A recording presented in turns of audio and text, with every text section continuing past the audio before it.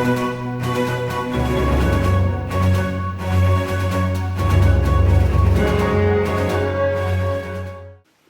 guys, welcome back to another video. So today I want to talk about something that has been on my mind since people have been praising both Into and Across the Spider-Verse. And if you guys have seen those reviews, you know that I am not a big fan of the first one, but I really like the second one. And this is why. This is the reason why I wanted to make this video, because I haven't included the Spider-Verse movies when I do ranking of Spider-Man movies, but I know that I'm going to get flack for this, alright? So please calm down, I'll explain myself. That's why I'm going to give my top 7 reasons why I think that Spider-Man No Way Home is better than both Spider-Man Into the Spider-Verse and Spider-Man Across the Spider-Verse. Now, my number 7 is that Sony didn't make this their Spider-Man Cinematic Universe, or Spider-Man Universe, right? And we see now, because now we have Madam Web, Kraven the Hunter, and Venom 3 coming out all this year.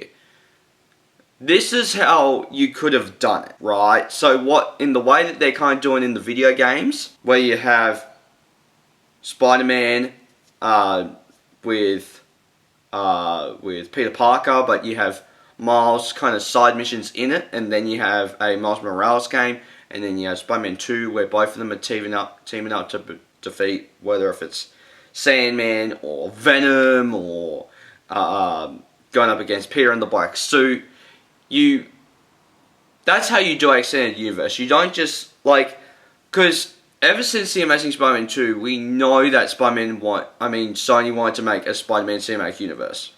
Originally, they wanted to do a Andrew Garfield Cinematic Universe where he goes up against the Sinister Six and get Shailene Woodley as Mary Jane Watson and get Felicity Jones as Black Cat, Felicia Hardy, and all that stuff, right? So I look at that and I go like, wow, you actually had a pretty cool idea for that. But then, because I had more of an idea of what to do with a Spider-Verse movie, makes me go like, why? Because my thing with, if you watch my review, I think I said this in my review, when I did all them leading up to No Way Home, is that Spider-Verse should have been your final, phase kind of movie, kind of like the Avengers. But you can't follow, this is the way that you follow the Marvel blueprint without copying and pasting it. You have a blonde Peter Parker movie, then you have a Spider-Gwen movie, then you have a Peter B. Parker movie, and you have a Penny Parker movie, Spider-Man Noir movie, a Spider-Ham movie. Then you have what you basically did with Spider-Man Across the Spider-Verse, where you have the Miles Morales origin story intertwined with the multiverse thing. Because I think that would have been fine. If you did that with the Spider-Man, my problem with the first, especially the first Spider-Verse, less about this with the second one, because I knew what to expect with the second one, is that the first one, they just threw you in without no explanation. It's just like, okay, you're throwing too much at us. You're doing too much with this. So that's kind of those things where I just kind of look at it, I'm like, if Sony actually thought properly, used their brains a bit more, they would have gone like, okay, let's make this our Spider-Man Cinematic Universe, but animated form, and do an animated Spider-Man universe. That's, in my opinion, what they should have done. Now, my number 6 reason is a thing that kind of goes back to the video games, right? So, Spider-Man PS4 came out before Spider-Man Into the Spider-Verse. And they had a good idea in those games where you have Miles already exist in the game, you have his own game. They should have done that. Like, in the Blonde Spider-Man movie, you should have done that kind of thing with Miles. Have Miles exist, have scenes with Miles to eventually set up the Spider-Verse movie. And have Miles and the Blonde Peter have that relationship in your Spider-Verse movies. Because I think that will work, and you'll have that relationship. Then you actually get to see Blonde Peter train him in those movies, right? So then you get to see them actually get trained before he dies, and then you have that whole incursion event where Peter B. Parker kind of takes over the Blonde Peter, right? That type of thing.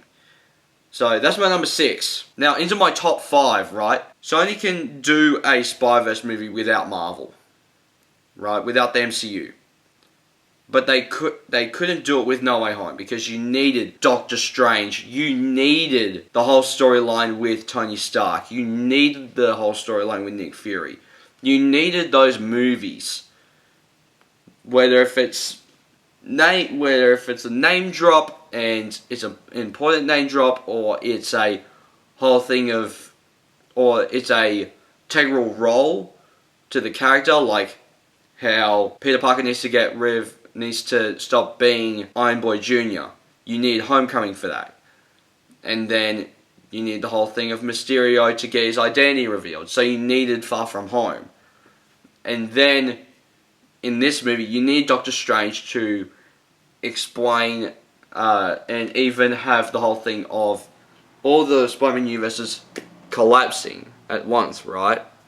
So that's what I think that you needed. My number 4 reason is that I am more attached to Tobey, Andrew, and Tom than I am with Miles, Gwen, and Peter B. Parker. Because they didn't set them up in the Spider-Verse movies, which they could have if they've done spin-off movies.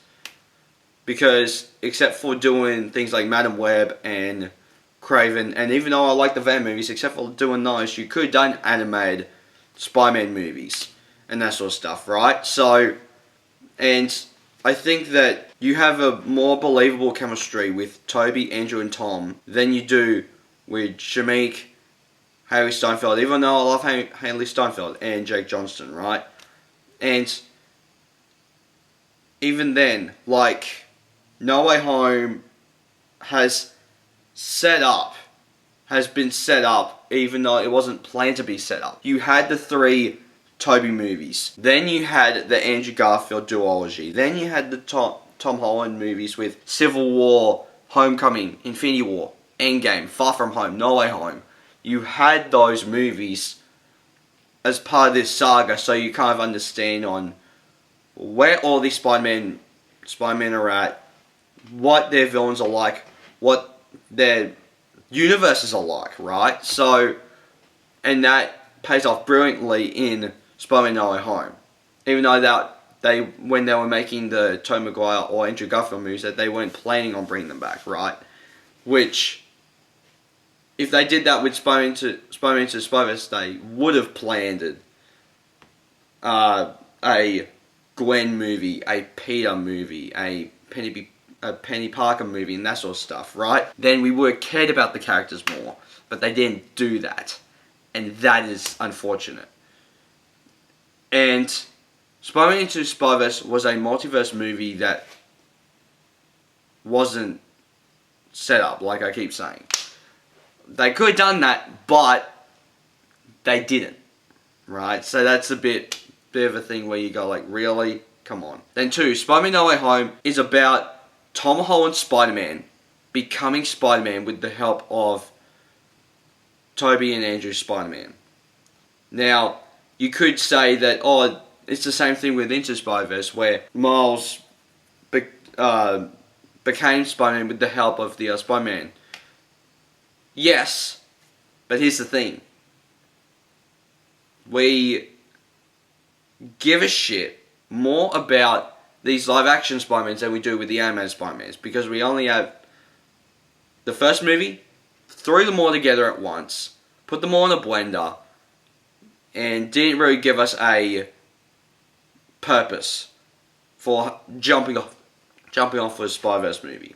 Then the second one, we knew what to expect, so we liked it more, and it was a better movie overall, right? So that's kind of one of those things where it's like, and number one, because this is especially with my theater experiences, this is my number one reason. Spider-Man No Way Home is more of an event than the Spider-Verse movies are when it comes to the audience reception, where you have everyone clapping and cheering at every moment. And the Spider-Verse movies, they're just kind of sitting down, just going like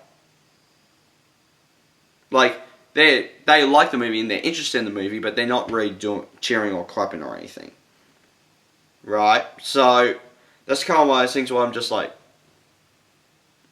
which No Way Home, I'm like, yes, Andrew! And it's also one of those things where it's like, anyone could have made, whether if it's Pixar, Sony, or DreamWorks, they could have made a Spider-Man Into the Spider-Verse movie. They could have made Spider-Man Into the Spider-Verse. But no one could have made Spider-Man No Way Home. But the MCU, and Sony included, I'm including saying that, achieved it. And they did very, very well. So guys, that is my top 7 reasons why I think that Spider-Man No Way Home is better than Spider-Man Into the Spider-Verse and Across the Spider-Verse. So guys, please hit the like button down below if you haven't already. Subscribe, also hit the little bell icon to get notified future videos I make. I'll see you guys next time. Take care. Bye. Hey there. Subscribe to my channel. And also press this bell icon.